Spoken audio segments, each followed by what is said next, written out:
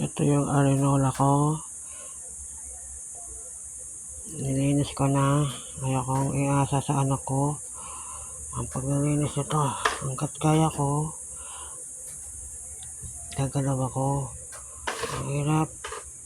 Iasa mo lahat sa anak mo. Kaya ka pa namang gumalaw. Dadalhin ko to sa banyo tapos lilinisan ko. Pagpasok dito sa kwarto, tatagyan ko to ng sunrox para hindi mamadot. Nililinis ko to bago ko dalhin sa kwarto. Kahit stroke ako, ginagawa ko ang lahat para hindi ako maging pabigat sa anak ko. Ayoko maging pabigat, kaya hanggat kaya ka pang gumagalaw ako.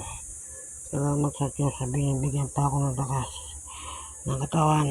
Nagawa ko pa mga gusto kong gawin. Sige yan. Sinisipa ko lang ito papunta sa kwarto.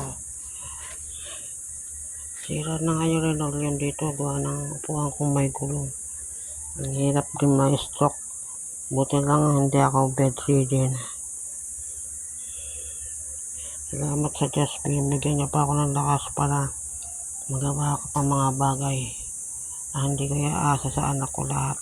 Mahirap din maging ganito. Nakakapagod. Salamat sa Diyos. Nakagalaw pa ako ng tama.